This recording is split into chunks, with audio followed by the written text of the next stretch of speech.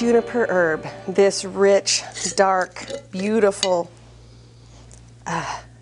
very aromatic herb that's often cooked with, but known medicinally for throughout the ages. It's mostly known for helping the lower back to feel better, lower back problems, anything to do with water retention symptoms, and it's really known as the best natural diuretic ever.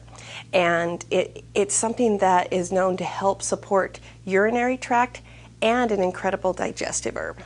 It grows on the hills and mountain slopes of North America. It's an evergreen that likes dry woods and hills. It is also found in Europe and in Asia and in North Africa. The berries that you pick, they ripen after the second year, changing from a green color to a really mature, dark, rich purple or blue. And when you dry them, they sometimes have a little hint of purplish or blue color, but they mostly look brown when you dry them, like this, but very rich and dark. The berries are what's mostly used, but historically the plant has been used all over the world for many different uses. Some use the leaves and the bark, some use juniper essential oil that is distilled from berries and the wood. The smell of the oil in juniper is it's a very distinctive smell once you get that whiff of juniper. And the taste initially is sweet, but then follows up with a little bit of a bitterness to it. The first year berries are sour when they're immature, and the second year berries are more mature and they get a richer sense to them and actual taste to them, and a richer medicinal values when you let it ripen. You get that deep purple color. Historically, it was valued in biblical times as a protection against evil spirits and bad luck. And then there's also Bible references used for juniper trees being used as even shelter, and the branches being burned in the temples as a purifying herb.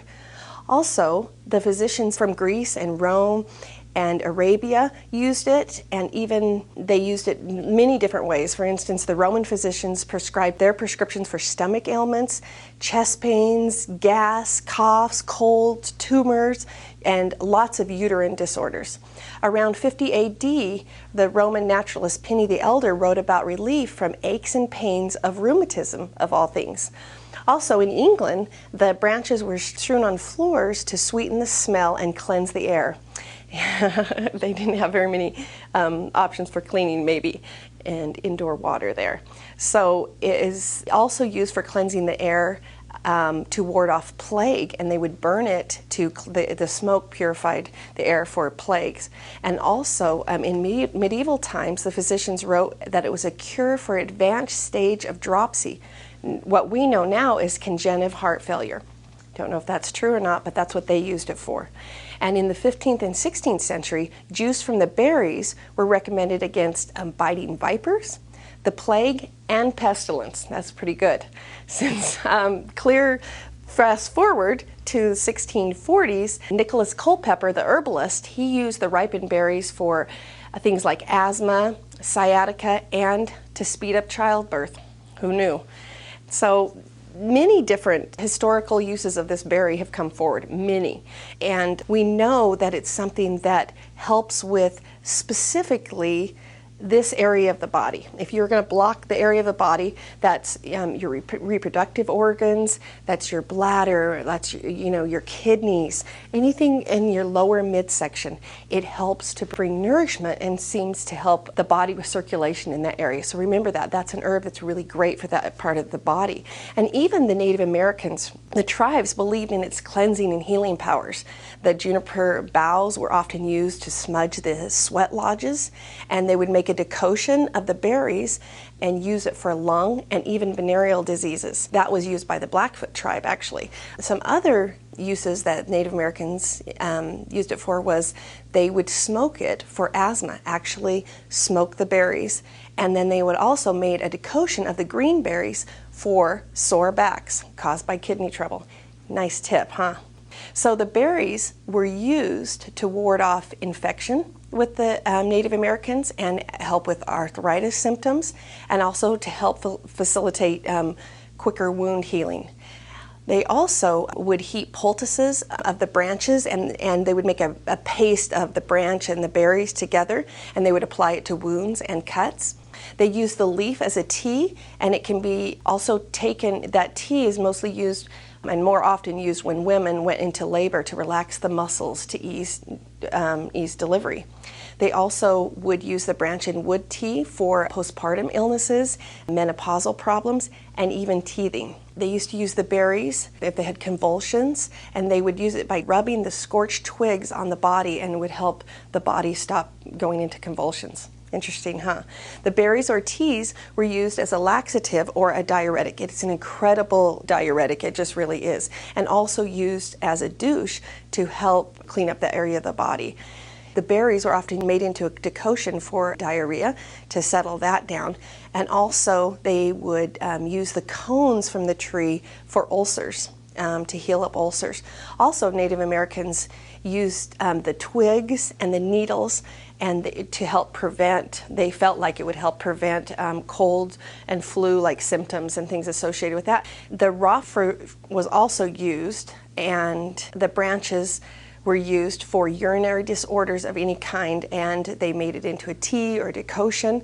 The Cheyenne actually used the tea and made a tea of the fleshy cones for coughs. They recognize it for fever, for sore throats, for tonsillitis, and also as a sedative, a type of a sedative effect. They chewed the cones and took stem baths with an infusion of the cones as a cold type of a remedy. Interesting, huh? Also, it grows all over the western United States, especially in those rocky, crazy areas in the western United States that we know and love. So juniper berry grows almost everywhere there, and all of the Native Americans used it and recognized it, including many in the western United States used it to actually treat their diabetes symptoms and normalize their blood sugar. Clear back in 1897, a man named Sebastian Knipe, one of the founders of the naturopathic medicine movement, recommended nurses and caregivers chew on a few juniper berries for protection against infection. In the 1900s, it was prescribed as a diuretic for treating edema, cystitis, kidney and bladder issues, incontinence, gonorrhea, ringing in the ears, even hay fever, rheumatoid arthritis type of disorders, and any type of digestive issues. It was also used as an external ointment and a remedy to help with chapped skin, any type of eczema type symptoms. In 1984, the German Commission E approved the use of juniper dried fruit and essential oil to relieve dyspepsia, which is a disturbed digestion or indigestion. That's research they approved it on, and they weren't using historical data, but I bet you they studied the historical data to get their research. And so even if some of these herbs are not studied or researched and we don't have the data behind them, look at history. It's not passed down from one generation to another to be able, for no reason. It's passed down because it works. It absolutely works. And quite frankly, I really don't think we should put it back in the doctor's hands. We should educate them, but it should be in our own hands to be able to go and pick juniper berries wherever we want to, bring them into our home and be able to use them for whatever we need, but yet educate our doctors maybe to be able to know and not be so afraid of some of these herbs that can be so healing and nourishing for the body. Kidney problems are a big issue.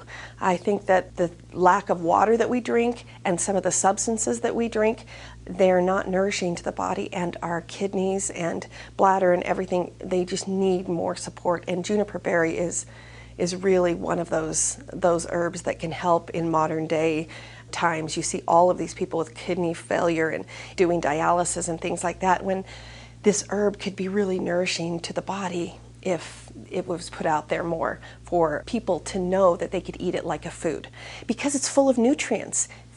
It's just chock full of nutrients. Vitamin C, let's talk about that.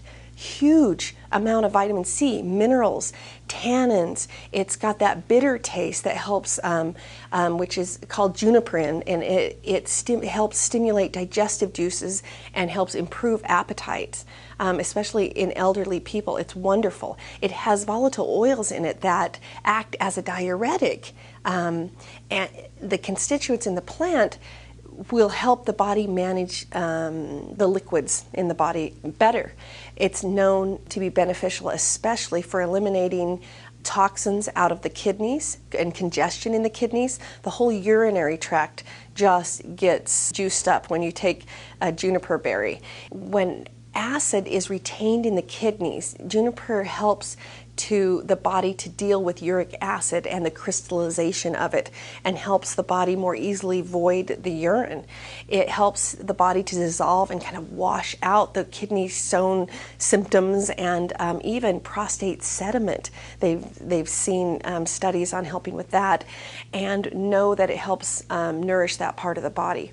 For kidneys, of course, the adrenal glands are right sitting on top of the kidneys. They also help stimulate the body to increase the filtration and urine flow.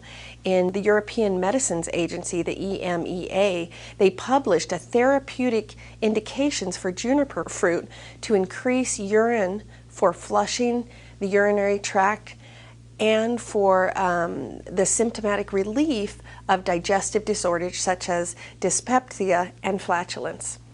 In 2008, the Health Canada published its monogram for juniper fruit, approving it as a diuretic, a urinary tract antiseptic, and to help relieve benign urinary tract infections, and also as a calmative to calm down and help relieve digestive disturbances such as flatulence and dyspepsia. Also as a stomatic to aid the digestion and stimulate the appetite. Juniper berry is one of the best natural diuretics by far, talked about, throughout the ages. It can be used as a tea to increase urine flow and help remove excess fluid from the body.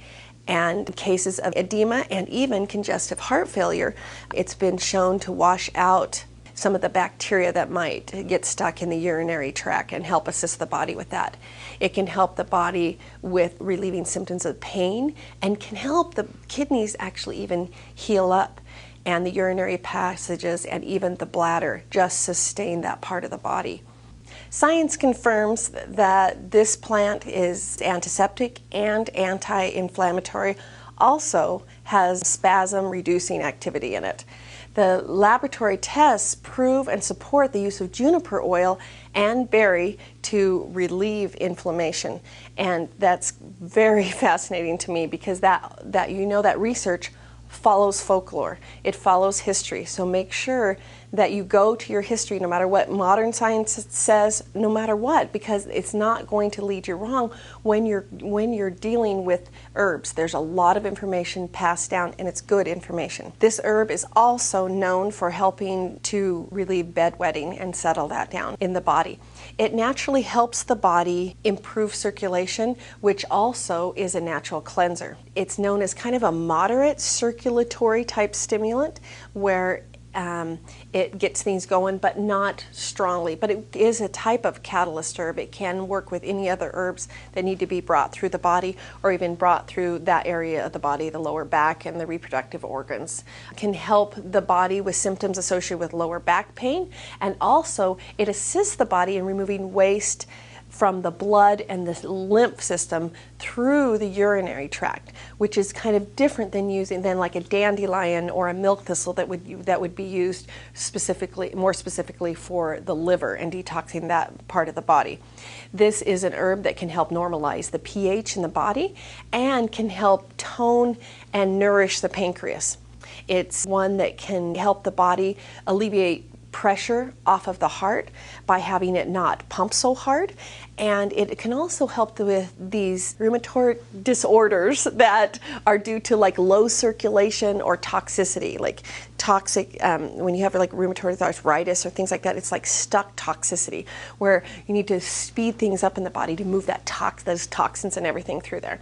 Because this is also a plant that's great for infections.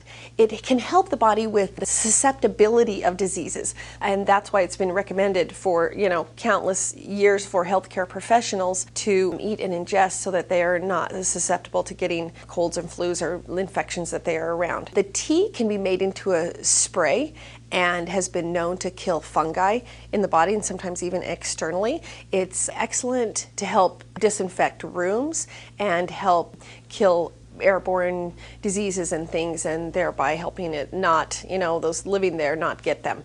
So it's often used in an herb combination because its ability to flush out infections and remove and kind of balance the acid in the body and remove toxic waste. It does so good at removing toxic waste that it is even known as an antidote for poison snake bites. When we're talking about juniper berry, we need to discuss its effect on the digestive tract. It can help impair digestive systems of just about everyone, the young and the old. It's known to help strengthen weak stomachs, and you can make it as a decoction, which is you put it on the stove and you cook it up for long periods of time, but make it covered so the oil stays in it, because you can also just use the essential oil the same type of way to help ease gas and help with putrefaction in the stomach and in the intestines. It is an excellent digestive tonic and can improve appetites of the elderly, the younger, those young or sick. Juniper berry is known to help the whole nervous system. It can help strengthen the brain. It can help with memory, optic nerves. It can help the body with any the very endings of the nerve. And I think this is why juniper berry works so well for the urinary tract and in the kidneys and things like that, because those little capillaries in there are so teeny, and it's hard to get an herb that gets really in there and helps to heal that part of the body. That's why I also think that juniper berry is so good on the nerves and settling things down, because it gets to the very end of the nerves and helps nourish the very end of the nerves. For lungs, it can help the body by helping symptoms associated with bronchial problems, and it helps the body to dilate those, making it very effective for coughs or like shortness of breath, or even it's been used for symptoms associated with tuberculosis. Blood sugar is a big deal. It can help your body produce usable insulin. Interesting, huh? Really helps support the pancreas, and helps to stabilize blood sugars in the body, that type of symptoms, and helps to can help even ward off symptoms associated with diabetes and things like that, and hypoglycemia, kind of settling that down. Clinical studies even verify that there's certain treatments that are effective for insulin-dependent diabetes, and it can help the body to aid in healing up the adrenal glands, and that they sit right on the kidneys, and so it helps to nourish that. And a lot of people have adrenal exhaustion where they just can't get up. They just have no more energy, and this is an herb that can help with that, because it feeds the kidneys. Of course, it's going to feed the adrenal glands. For women, it is excellent for vaginal infections, using it as a douche and using it internally. It can also be helpful for suppressed menstrual flow. It's kind of a circulation type of herbs a little bit and gets things going. It has been avoided during pregnancy because it has very strong diuretic effects and can stimulate some uterine contractions. But some pregnant women who have feet swelling, some of that edema stuff going on, you kind of have to watch your body. But especially the last part of pregnancy, I have found it very, very effective. And my girls who have had babies who found it very, very effective for helping to settle down that, swollen, toxic kind of mama going on. And we usually mix it with a few other herbs, Uva ursi, and sometimes we'll do corn silk. It has lots of great things to help the swelling go down, and it's actually the silk off of the corn, but make sure it's non-GMO corn that you've got it from, but that also can help that. So I know there's cautions associated with pregnancy, but there's also cautions associated with really toxic pregnant women. And so look at it, follow your body, and notice whether it starts you to have little contractions or not. If you feel like you are using it for toxic purposes, getting the toxins out the last part of the pregnancy. Anyway, use with cautions, talk to your midwife, talk to an herbalist and someone else who uses these herbs so that you can know what's best for you. There's lots of different remedies, different ways to use it. You can chew on the berries, you can use a strong tea, you can use it as a gargle, and when exposed to contagious diseases, you can use it as a poultice directly on the wounds for infection, and the tea can even be used for insect bites and bee stings.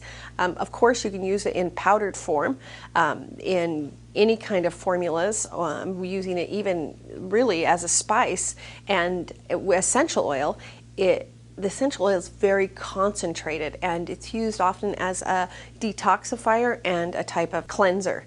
It's very beneficial used topically, helps to rejuvenate things, added to other formulas, other essential oil formulas, or even salves to get things kind of moving. That's not quite a strong circulatory herb as like a cayenne or even a ginger, but it gets things going and great for topical use. The reason why it works so well is because it helps with nerve regeneration in the body. The other thing it's been used for is depression, fatigue, sore muscles symptoms, and even like healing up wounds. Juniper berries just about grow everywhere. I'm often asked if the juniper berries in the backyard or up on the nearby mountain is the same juniper berries that are talked about when we talk about them medicinally. Well, make sure you're identifying them correctly. That's the first step, is identify them correctly. Make sure they are actually juniper berries before you eat them. Get someone who knows for sure that they are. Then you can gather them in your area. They are different types of species. I've seen ones with little pokies, little spines on them, and I've seen ones with little ridges on them. All kinds. The ones up in Utah that my mom has are way different than the ones on Mount Charleston. And so wherever you get, I'm sure they have a different flavor and a different look and kind of feel to them. But unmistakably, you recognize a juniper plant once you see them. Their boughs are kind of the same, everywhere, and they kind of look and have that type of smell, and they're green or turn to purplish, they're bluish color.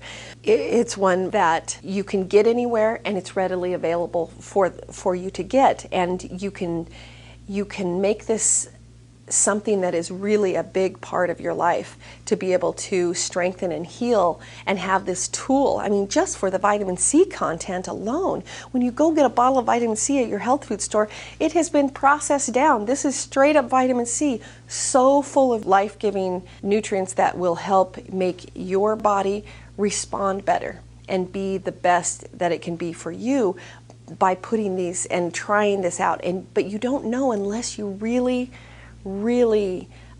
experience this. So I would love for you to go pick some berries. I have a friend, Paul, he makes juniper berries in his cream sauce for making chicken, and he says it's wonderful. He said it'll make your eyes roll back in your head. Now, we don't know, heating it changes it, but it's still available to the body in a great way and a great plant to use. Good luck with juniper. It's a great herb.